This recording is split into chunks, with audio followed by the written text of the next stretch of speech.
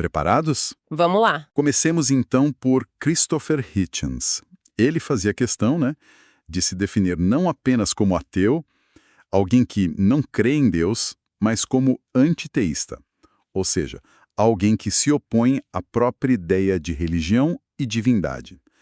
Ele chega a expressar um certo alívio por não existirem, segundo ele, provas convincentes da existência de deuses. E o cerne da crítica de Hitchens à ideia de Deus é que ela seria inerentemente totalitária. Ele traça um paralelo direto com O Grande Irmão, do livro 1984, de Orwell, mas ele argumenta que um grande irmão celestial seria ainda pior. Pior? Como assim? Porque essa entidade divina onisciente vigiaria não apenas nossas ações, mas até mesmo nossos pensamentos, os chamados crimes de pensamento, A exigência de amar e temer essa entidade ao mesmo tempo soa para Hitchens como algo repulsivo, quase sadomasoquista. E essa imagem do grande irmão celestial é poderosa, realmente, quase distópica.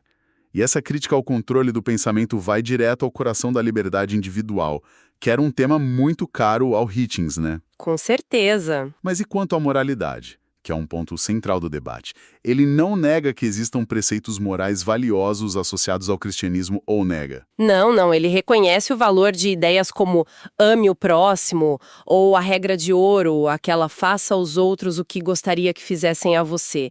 O ponto dele é que essas não são invenções cristãs. Ele cita especificamente que a regra de ouro já se encontrava nos escritos de Confúcio e do rabino Hillel, séculos antes de Cristo. Ah, interessante. Para Hitchens, a solidariedade humana básica é uma necessidade evolutiva e social, não um dom divino, sabe? Ele usa até a parábola do bom samaritano contada por Jesus sobre alguém que, pela definição da época, não era do grupo certo, o samaritano versus o judeu, para ilustrar que a bondade não depende de afiliação religiosa. Isso é interessante mesmo. Ele usa uma história contada por Jesus para argumentar contra a exclusividade moral da religião que Jesus inspirou. É uma jogada retórica e tanto.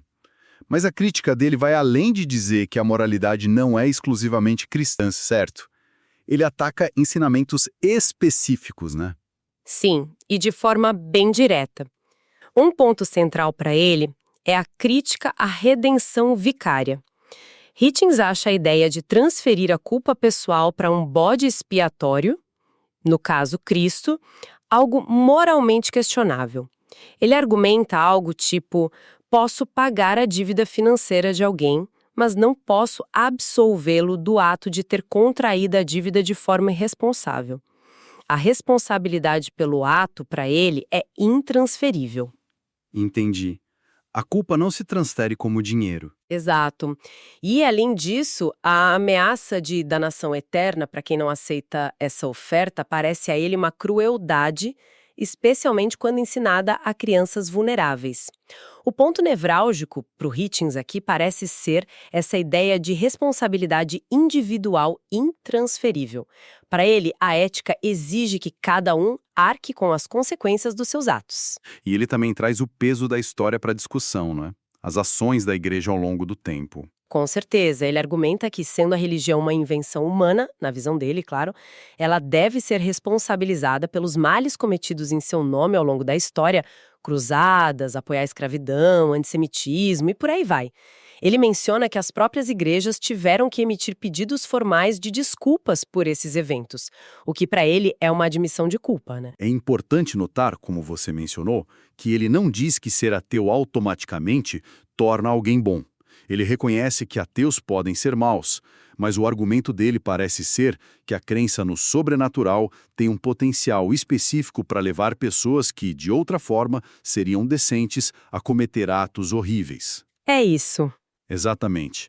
Ele cita exemplos como a mutilação genital feminina ou a subjugação de mulheres, que ele atribui a interpretações de textos sagrados, mencionando figuras como Paulo ou Maomé como fontes dessas ideias em diferentes tradições. A ideia é que a fé pode fornecer uma justificativa divina para atos que, sem essa justificativa, seriam vistos como claramente imorais. Tá. E como ele lida com aquela acusação frequente de que regimes ateus, como o de Stalin ou Mao, foram responsáveis por atrocidades ainda maiores no século XX. Esse é um ponto que sempre surge. Sim, é um ponto clássico.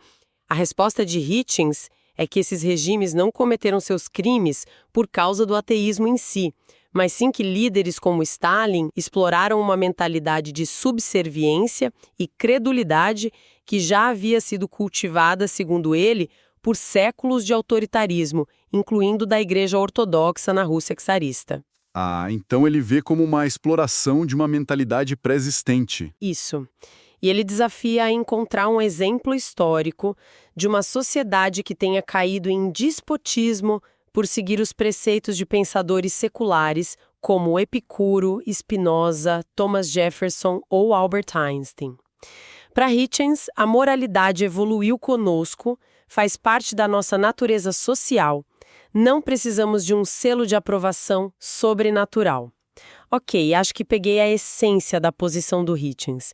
Religião como potencialmente totalitária, moralmente questionável em alguns dogmas, historicamente problemática e, fundamentalmente, desnecessária para a ética humana.